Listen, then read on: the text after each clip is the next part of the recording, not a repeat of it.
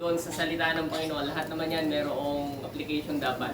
Pero ngayon po umaga, gusto ko pong ibahagi sa inyo yung tinatawag na our guidelines, Christian walk, and ministry. Mahalaga po ito. Lahat ng pinupuntahan natin o lahat ng ating pagkasa loob ng bahay na pinagtatrabaho natin o kahit saan man, lahat may guidelines. Lahat merong dapat panuntunang sinusunod. At tayo bilang mga mananampalataya, meron din dapat tayong guidelines in Christian walk and in ministry. Pagka ikaw ay lumalagong mananampalataya, ikaw, ang kasunod ng paglago ay paglilingkod. Tandaan niyo po, ang kasunod ng paglago, paglilingkod. Hindi mo pwedeng hindi ka maglilingkod pagka ikaw ay malago. Tama. Resulta iyon ng atin pong paglago sa Panginoon, ang paglilingkod. Magkakambal yan magkapatid, magkaugnay, magkakonek. Hindi po pwedeng walang paglilingkod kung walang paglago. Kasi yun ang bunga. Kapag ka dihubat, pagka ikaw ay nagmamahal, meron kang ginagawang external na mga or mga physical na mga ginagawa when you are in love. At yung pagmamahal ang gagaling sa loob, patungo sa labas. Hindi po pwedeng mula sa labas, patungo sa loob. In the same way, when we grow in the Lord, it's talking about inside, going to outside. Ngayon po umaga, gusto ko pong ibahagi sa inyo itong guidelines in our Christian walk and ministry. 2 Corinthians chapter 4, verse 5 to 7. Bigyan niyo po ako ng mga 3 oras. Ano ho? Hindi. Huwag naman. Konting oras lamang po. Alam ko pong medyo oras de peligro na yan. Dahil kapag dalawa po ang pwedeng mangyari, kapag nagugutom ang tao, iba-iba din ang naiisip. Pagka naman sobrang busog, iba din po ang naiisip. Kaya yung medyo alanganin ng konti. Kasi malapit na tayo doon sa, baka ang tingin nyo na sa akin ay chapsoy na, mga ganyan. Kaya, diretso na po natin, Ang text po natin ngayon, 2 Corinthians chapter 4, verse 5 to 7. Ang sabi po rito, for what we preach is not ourselves, but Jesus Christ as Lord, and ourselves as your servant for Jesus' sake. For God, who said, let light shine out of darkness, made His light shine in our hearts to give us the light of the knowledge of God's glory displayed in the face of Christ. Verse 7, but we have these treasures in jars of clay to show that this all-surpassing power is from God and not from us. Tayo po ay sumandaling manalangin. Salamat po, Panginoon, sa pagkakataong kami ay makapaglingkod sa inyo, makapakinig ng inyo pong mga salita. Let your word, Lord God, encourage us, strengthen us, Lord God, once again. Rebuke us, Lord, correct us, and direct our paths, Lord God, through your word. Salamat po sa inyo, pinupuri ka po namin, pinapasalamatan ka po namin. Kung aming dalangin sa pangalan ni Jesus. Amen. Amen. Sabi po dito, tingnan natin ito. The church at Corinth was in a place where the world was very influential. Ang Korinto po kasi ay hindi lamang siya basta isang iglesia. Ito pong Korinto, dito rin mababasa natin yung iba't ibang mga gifts. Diyan po tinalakay ni Apostol Pablo. Pero bagamat sila po ay gifted church, sila rin po ay problematic church and compromising church. So, makikita natin na itong iglesia ng Corinto ay medyo may problema pagdating sa spiritual na aspeto at paglilingkod sa Panginoon. Kaya Paul rebuked them about their lifestyle. But instead of listening, many of them criticized Paul and questioned his authority as an apostle and servant of God. Mababasa po natin yan all throughout ng Corinthians. Paul defended his authority. Tapos, in response, doon po sa bahaging iyon, hindi na natin masyadong i-elaborate, pero in response, yung pong tekstong binasa natin is part of his response dito sa criticism na ibinibigay sa kanya. Ang sabi ron, in response, Paul wrote our text today to defend himself and show that his authority came from the Lord and not from himself alone. Kaya ang sabi niya po sa verse 1 in chapter 4 ay ito.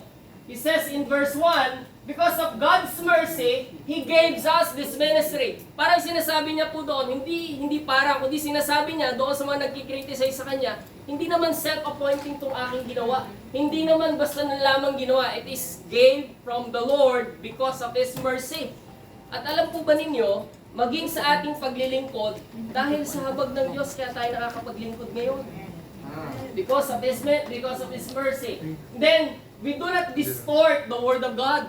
When we say distort, hindi siya binabalik o hindi siya tinitwist. Hindi siya nilalagyan ng mixing o ng kung ano-ano man. Hindi pure opinion or logic ng tao. Sabi ni Apostle Paul, we do not distort the truth, but we preach the Word of God. Ang sabi niya roon, and then in verse 5, we do not preach ourselves, but Christ. So, yan po yung dalawang bahagi ng tema mula verse 1 hanggang verse 5. And then yung sumunod na mga talata, doon po pumasok yung ating teksto. In verse 5 and verse 7. Until verse 7. Dito natin titingnan, ano yung guidelines na gustong ituro ni Apostle Paul bukod doon sa paglilingkod. At tayo, bilang attitude natin, bilang mga mananampalataya, in our Christian walk and in our ministry. Malagi kasing magkadugtong yan mga kapatid, yan, yung walk at saka po yung ministry. Sabi dito, tingnan natin diyan. What is guidelines in our Christian walk and in our serving the Lord through ministry? Number 1 is this. Priority in our Christian walk and ministry is to exalt Jesus. In verse 5, ang sabi niya, for we preach not ourselves but Christ Jesus the Lord. Alam po ninyo, very emphatic yan. Ang sabi ni Apostle Paul, for we preach not ourselves but Christ Jesus the Lord. Yung pong claim na iyan ay isang emphatic word na sinasabi ni Apostle Paul na hindi kami ang aming yung galing po yan from the point of view na merong nagkikriticize. Imagine po ninyo ha, sinagot niya iyan at ang sabi niya, for we do not preach ourselves, but we preach Christ. Tingnan po natin ito. Paul lifted up Christ instead of himself. It's the number 1 na sinabi niya rin. Alam niya na he was nothing compared to the greatness of Jesus. In Philippians chapter 3 verse 47, may binanggit po siya dyan. Ang sabi niya, compared to the surpassing greatness of the Lord Jesus Christ, I consider them rubbish. Yung consider them rubbish po na binabanggit niya yan, yung mga naunang talata, yung kanya pong achievements, yung kanya pong mga personal success, yung kanya pong mga achievements, yung kanya mga credentials, yung kanya pong mga pwedeng may pagmalaki, ang sabi ni Apostle Paul, I consider them rubbish. At yung rubbish po, pagka dinital natin, yan po ay basura. At doon sa loob ng basurahan, marami. Ang tingin ni Apostle Paul sa lahat ng kanya pong credentials, sa lahat ng kanyang bagay na meron siyang kaya niyang may pagmalaki. Sabi niya ito, inari itong kalibihan ng lahat ng bagay na ito. Makita ko lamang at makamtan ko lamang sa Diyos. Kaya yung sinasabi niya sa unang Korinto, is emphatic, ito ay kanyang pinamumuhay. Ito yung kanyang prinsipyo sa kanyang paglilingkod. Na ako ay naglilingkod hindi dahil sa aking sarili, kundi ako ay naglilingkod para sa Panginoong Jesus na nagligtas at nagbigay ng buhay sa akin. For we do not preach ourselves, but Christ Jesus our Lord. Wala siyang ibang nais na paparangalan kundi si Jesus na namatay sa krus ng Kalbaryo. Sabi po rito, like John the Baptizer says, he must increase, I must decrease. Ano? Ayan yung ating teksto. Tingnan natin ito. Ano? Alam niyo po ba yan? In our service to the Lord, we are not the hero. Kahit gaano pa kagaling yung ating performance, kahit gaano pa kagaling yung ating skills, lagi nating sinasabi na when we serve the Lord, bigyan na natin yung ating best. And somehow, mga kapatid, may mga pagkakataon na when we do our best, people will appreciate our skills. People will commend our skills. It tells us na, uy, ang galing mo naman. Tama naman na pwedeng siya ay tanggapin, It's part of humility na i-recognize na yung kakayanan. Pero lagi niyo pong tatandaan na ang bida ng ating ginagawang paglilingkod ay hindi ang ibang tao kung hindi si Jesus. Amen. Jesus is the only hero. Let us engrave. Alam niyo po ba yung word na engrave? Iukit. Iukit. Yes. Iukit sa puso. Iukit natin sa ating isipan at sa ating puso. Na wala tayong ibang pwedeng paglingkuran is to exalt Jesus. Yun po yung pinaka-prinsipyo at guidelines. Ano man yung ating puntahan, ano mang saan man tayo ipadpad ng Panginoon sa ating pong gagawing paglilingkod. Let us engrave in our hearts and in our minds that Jesus is the only hero. Amen. Kasi ang prinsipyo and guidelines of our Christian walk and ministry is to exalt Jesus. Nothing Amen. more, nothing less, mga kapatid. Wala nang iba pa kung hindi ang mabigyan lamang ng kaluguran ang Panginoong Jesus. Pangalawa. Number 2. Attitude in our Christian walk and in ministry. Alam niyo po, lagi naman natin naririnig yan, is to be humble. Verse 5 and verse 6. Tingnan natin yung talata. Sabi po dyan sa verse 5, for we preach is not ourselves but Jesus Christ our Lord. Tingnan niyo po yung sabi niya. And ourselves as your servants for Jesus' sake. Yung word na servants dyan ay pagpapakita na rin ng kababaan. Servants. May binanggit si Apostle Paul, ang tawag niya sa kanyang sarili is not just a servant but bond servant. When you say bond servant, ito ay nakatali. Ito ay nakaugnay doon sa master. Meron siyang master at siya ay bond servant. Tinitingnan niya yung kanyang sarili. Mag-iba po kasi yung prinsipyo. May binabanggit po tayo sa Bible na tinatawag na slavery. When slave and master. Ang ibig sabihin niyan, ang ibig sabihin, ang kanilang connection, itong master at saka yung slave, walang karapatan yung slave na pumwestiyon sa kahit anong gawin ng kanyang master. At ang tingin ng master sa kanya pong slave ay pag-aari, hindi tao, gamit. Pero, when Apostle Paul, nung sinabi niya itong bondservant, hindi po ganun ang relasyon. Si Apostle, di ba sabi, tayo ay anak ng Diyos, mahal tayo ng Panginoon, friend. Pero ang tingin ni Apostle Pablo, hindi lamang ganon. Siya ang aking master, pero hindi malupit na master. Amen. Amen. Siya ay master, pero loving master. Amen. Kaya ang sabi niya, I am a bond servant of the Lord Jesus Christ. Ako ay konektado sa Panginoon, hindi dahil siya ay malupit, hindi dahil siya ay mabagsik, kundi dahil itinalaga ko ang buhay ko sa Kanya, dahil ang Panginoong Hesus na ito ang nagmahal sa akin, nagbigay ng buhay sa akin, nagligtas sa akin, at dahil doon I recognize Him as my Master.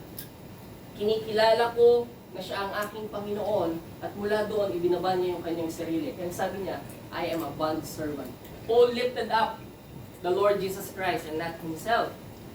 Tingnan natin ito. Apostle Paul received high and holy calling.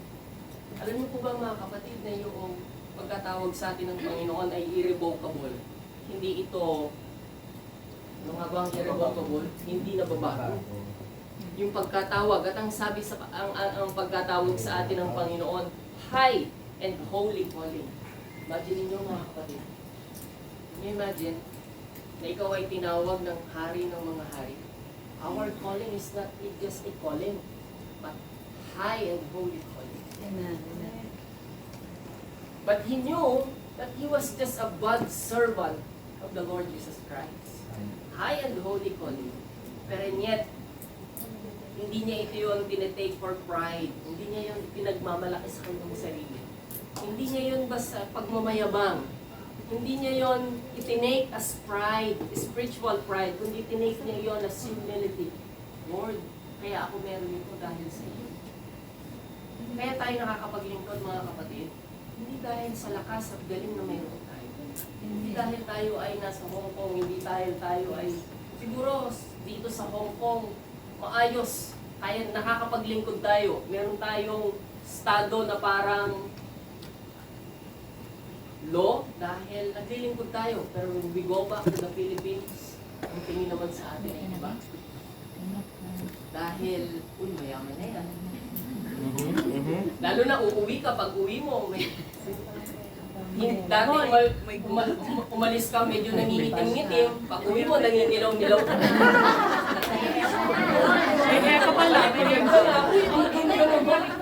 There's something inside in our hearts na, oy, hindi na ako yung dati.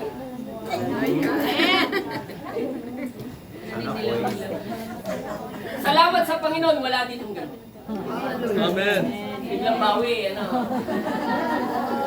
Tingnan natin, sabi rito, Paul described them as being like clay pots or vessel. Weak, brittle, and dull. Weak, mahina. Brittle, marupok. Dull, walang kaning-ning-ning-ning. Inihalin tulad ni Apostol Pablo ang kanilang mga sarili, clay pots. When we say clay pots, yung palayok. Alam niyo po yung palayok? Dahil lang yun eh. Pinatitigas. Pagka nga inamoy mo, may lupa eh. Hindi mo ba? Alam niyo po, weak. At ang sabi roon, parang may katotohanan sa atin. Ano? Kaya sabi niya, Paul described them as being like clay pots or vessel, weak, brittle, and dull. Ito pong pag-i-illustrate ni Apostle Paul na ito ay pagpapakita niya, although wala siyang binanggit na word na humility, but it shows humility. Amen. It shows humbleness na pagpapakita na mula doon sa kanyang wala kang pwedeng ipagmayabang, ikaw ay putik. Hindi mahalaga yung lalagyan, ang mahalaga yung content. Yung inilagay. Yun yung bahagi nito mga kapatid. Yung jars of clay. Kaya naging maayos yung jar. Kaya naging maganda yung jar. Gawa nung nasa loob, hindi gawa ng jar. Yung treasures of jars of clay. At mamaya makikita natin, ano ang comparison ginawa ito ni Lord. Alam po ninyo, may mga pagkakataon na nakakalungkot. Pero may mga nangyayaring katulad dito. Many of us have been exposed to truth and attended church in our entire lives. Meron na po ba niyang mula bata ka hanggang sa ikaw ay mananampalataya na? It is easy to develop a sense of spiritual entitlement. If we aren't careful, we can develop a self-righteous attitude rather than humility that creates a superior view in regards to others. If Paul saw the benefit and need of humbling himself as a servant of the Lord, we must be willing to do so as well. Kung nakita yun ni Apostol Pablo, abay, kung nakita niya kailangan nating magpakumbaba dahil tayo ay lingkod ng Panginoon, nakita niya na kailangan niya magpakumbaba, higit sa lahat tayo ngayon. Kailangan natin magpakumbaba. May nabubuo mga kapatid, kapag hindi natin namamalayan ang ating sarili na umaangat. Yung pride kasi para siyang anay. Unti-unting kinakain. Ay, wala akong pride. Yung pala, taas na ng pride natin. Ay, hindi ako mayabang. Yung pala, sobra na. Minsan hindi yan nakikita sa salita. Minsan nakikita yan sa gawa. Alam niyo po yung pride, dangerous. Kasi yung pride nakikita yan based on our action. Hindi ka nga nagsasalita, but your action is full of pride. Sometimes hindi yan nakikita sa kilos, pero nakikita sa mata, the way you look to other people. Yes. The way you estimate them. React, yes. React. Di mo ba? Minsan hindi natin namamalayan yan. But that is the danger of pride. At ang sabi ni Apostle Paul, the attitude in our Christian walk and ministry is to be humble. Paulit-ulit na binabanggit. Alam niyo po, merong isang nabubuo kapag hindi natin namamalayan itong bagay nito. Narinig ko po yan sa isa ating sa mga pastor. Tapos tinignan ko, what is spiritual pride? Tingnan natin. Spiritual pride is a self-righteous attitude rooted in comparing ourselves to others rather than to Christ. It is exalting one's knowledge, experience, or holiness. Imaginin mo pati holiness. Often while looking down on others. Tingnan po natin yung James chapter 4 verse 6. God resisted the proud but giveth grace to the humble. Spiritual pride disguises itself in an outward piety. Alam niyo po yun? In an outward piety. Sa panlabas, sa tingin natin ay parang maayos, pero nasisira sa loob. Outward piety disguises. Hindi naman lahat ng panlabas na nakikita natin ay ganoon. But doon nagsisimula. But secretly still the glory meant for Christ alone. Kaya ang pride, mga kapatid, hindi naman yan basta lang pride na dahil lang nakikita sa salita. Sometimes it comes from the inside. Hindi ka nga nagsasalita, but your heart is full of pride. And somehow, spiritual entitlement. Diba? Alam niyo po sa Pilipinas, ang dami niyan. Yes. At ang mga nasa Pilipinas ay Pilipino. Kayo po ba'y Pilipino? Okay. Bahagi tayo doon. Sometimes, kaya sabi natin, nasa Pilipinas ang marami. Pero nakakalimutan natin na tayo ay Pilipino at bahagi pa rin tayo ng Pilipinas. Di mo ba? Totoo po yan. Yung bang entitled, alam niyo po ako po ay nagtuturo sa EO, yung gumagawa ng salamin. Siyempre po sila ay bago sila magsimula ng kanila pong work, meron po kaming tinatawag na Bible study. Nagba-Bible study po ako sa kanila. Ngayon, tinatanong ko sila. Sabi niya, alam mo, Pastor, kapag ka nakasuot kami ng uniform, eh talagang, yes sir, yes ma'am. Pero, minsan iba daw po, marami daw po mga customer na entitled, na para bang pagka pumasok doon sa loob ng kanilang oy ako na una. Dapat daw, para daw tingin sa kanila ay Android. Alam niyo po yung robot na. Nang pag ibinigay sa kanila yung dapat uunahin sila, ang dami yung nakapila. Kasi po sa kanila, walang senior citizen. Senior ako, hindi pwede. Alam niyo po, meron silang isang naging, kaya na-compare nila at nabanggit nila sa akin. Isang Amerikano na pumasok, ang mahal ng kanyang binili, worth 25,000, pero siya ay pumila doon sa likod.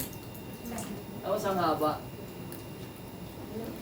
Para lahat ng customer ganito. Walang, alam niyo po, yun ang isang bagay na tayong mga mananampalataya ay binago ng Panginoon po. Lahat tayo mayroong kakayanan.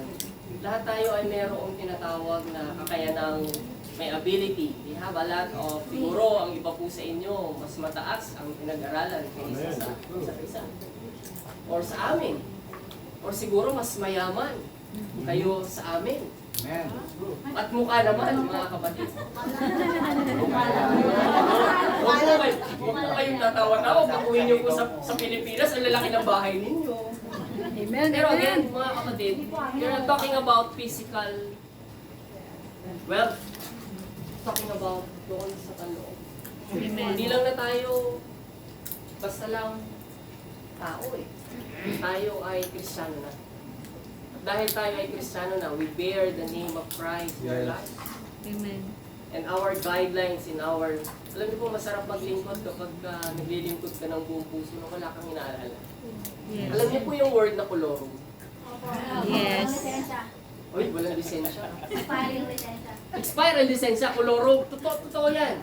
Totoo yan. Alam niyo po minsan binibase natin yung paglilingkod natin kapag ka meron kang achievement sa nakuha. Uy, dami ko lang nakuha nito. Di mo ba? Koloro. Amen. Alam niyo po yung word na bogus. Alam niyo po, may karanasan ako niyan. Yung po aking asawa ay unang nagpastor sa akin.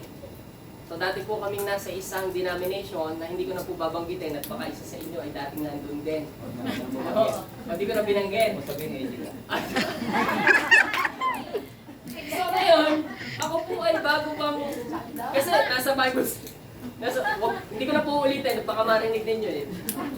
Nasa Bible school po ako noon, mag-graduate po ako ng 4th year noon. Paglabas ko ng habang nandun po ako, nagkaroon ng pagkakataon ako ibigyan ng Panginoon ng mag-handle na ng church. Habang ako po ay estudyante pa lamang. Tapos yung akin pong asawa ay nasa Santo Tomas, siya po ay nag-handle lang ng church. Siya po may license na. Ngayon, nung siya po ay pumunta sa head office sa Manila, may inarereto sa kanya. Ay sabi niya, meron na po ako Narinig niya yan. boyfriend. Narinig Tingnan mo ka kayo, ngayon. kapag ilang uusapan na niya. Ay, buhay na buhay. Para kayong, parang hindi na kayo nakakaramdam ng gusto. Ano ba? Sabi niya, may inarereto sa kanya. Sabi niya, meron na po akong boyfriend. Ay, sabi nung officer, nasa ang church, nasa ang area? Dito po sa Santa Cruz. Tinignan dun sa listahan. Uy, wala naman pa sa dito. Ay, wala pa po siyang license. Bogus. Bogus.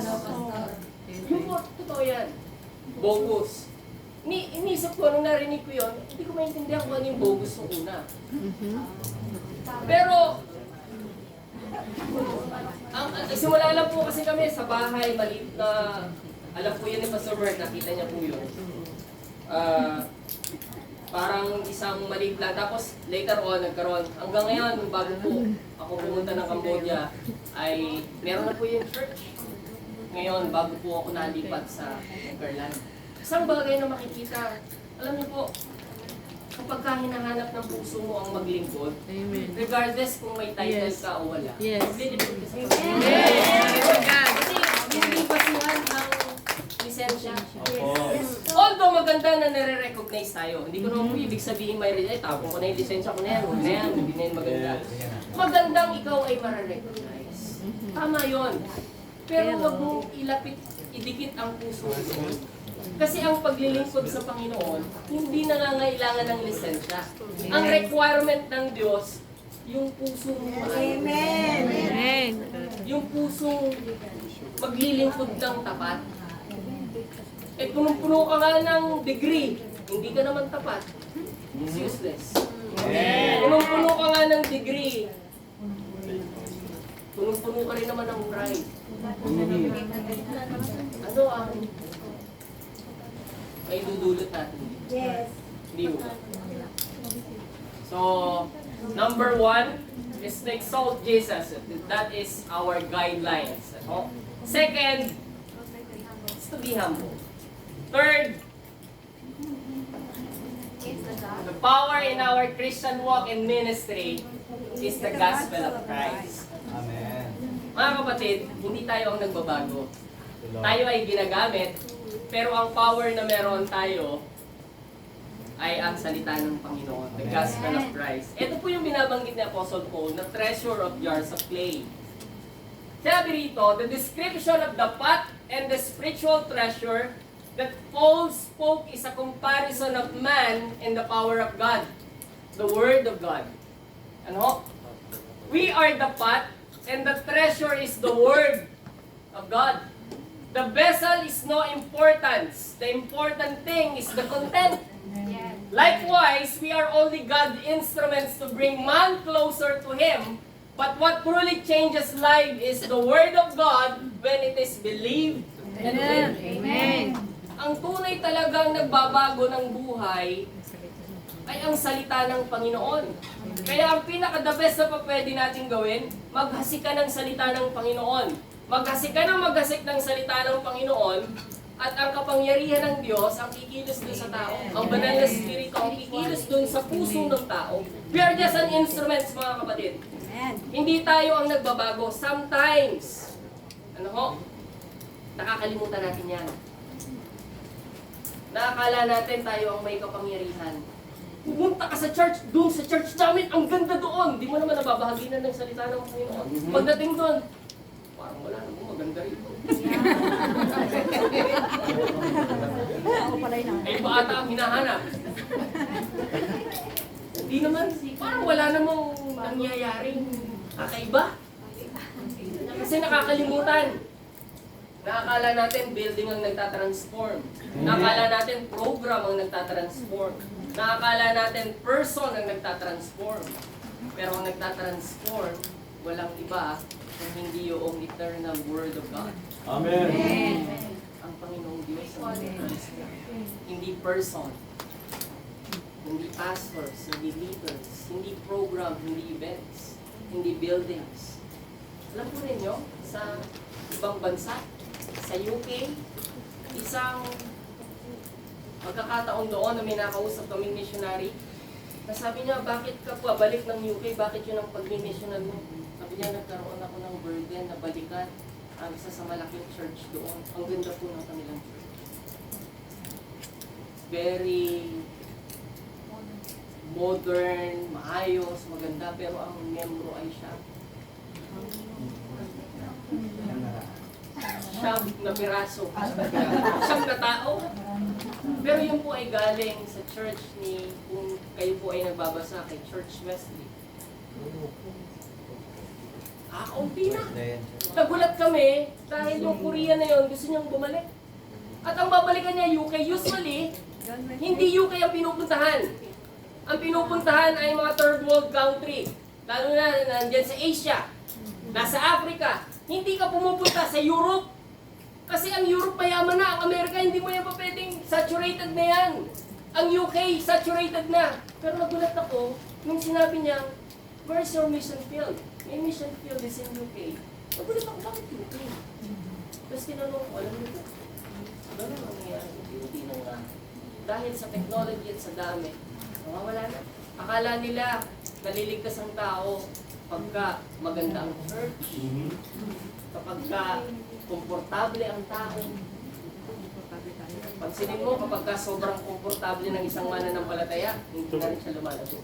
Amen. Kasi ano na lang. Kapag sobrang, well, spoon feeding, yung bang lahat ibinibigay na, lahat, para bang upo ka na lang, pag upo mo, parang manunod, ganda ng preaching, alis ka na, uwi ka na.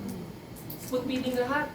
Na pag-uwi mo, wala nang challenge sa commitment, at yung pinamomodern na at pinagagaan na ang lahat ng bagay. Minsan wala nang paglago.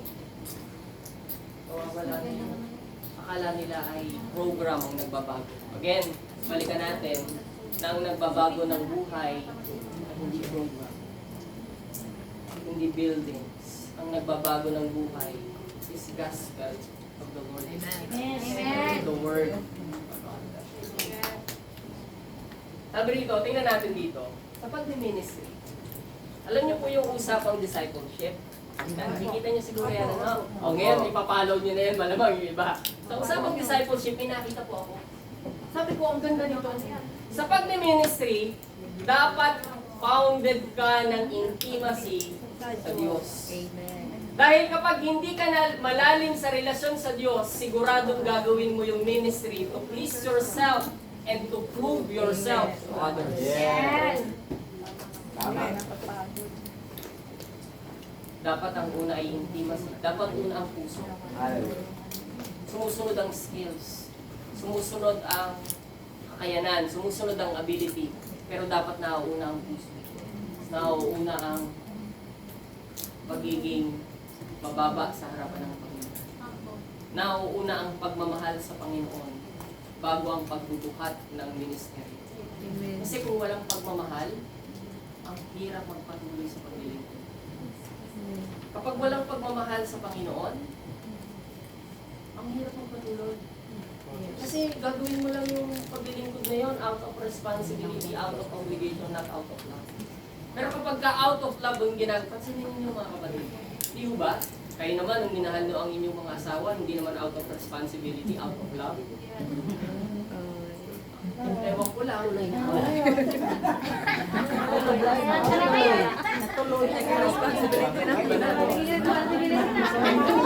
Babago pala. Pero alam po ninyo, totoo yan, di ba? Dapat ang founded ng isang relationship, when we talk about relationship, yung kasing love, hindi lang siya, when we talk about love, we talk about relationship. Kaya, when we talk about loving the Lord, it's talking about relationship. Dapat malalim muna sa Panginoon bago ang paglilingkod sa Panginoon. Magkadugtong talaga siya. Magkasama talaga siya. Ano? Dapat malalim ang intimacy natin sa Panginoon. Amen. Masarap ang maglingkod. Masarap ang tumayo sa unahan. Pero dapat nating unahin yung pagiging malalim sa Panginoon. Kasi pag nandito ka na sa unahan, Amen. minsan nakakalunod. Mga kapatid. Yes. Nakakalunod yung palakpakan. Nakakalunod yung sigaw. Uy, yung galing. Buti na lamang po itong mga kasama ko. Hindi po. Pag nagbabantayan.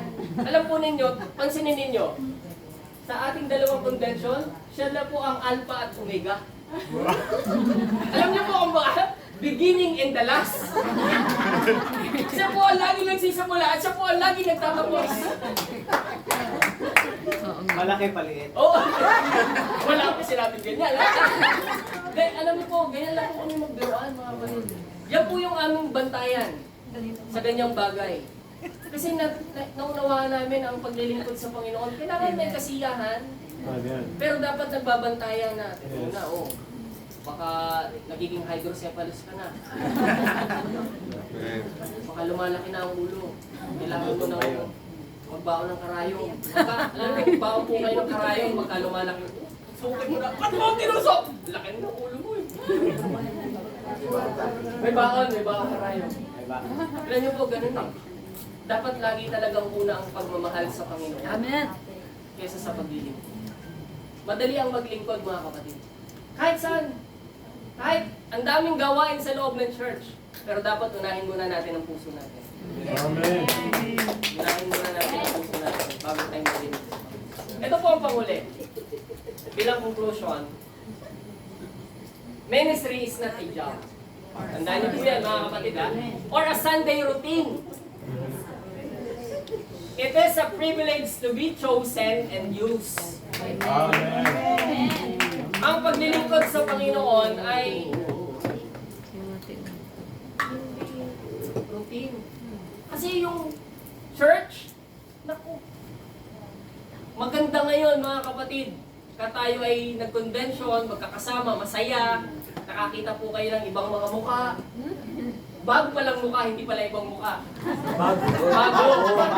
Nakakita po kayo ng mga nagniningning ng mukha, mga kapatid. Di ba?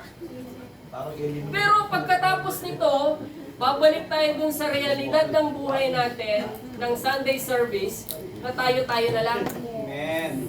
At kung minsan, dun sa tayo-tayo na lang, nakakaramdam tayo ng, may silba ba itong ginagawa? Aakit ako ng 4. Alam niyo po, lagi akong may barometer doon.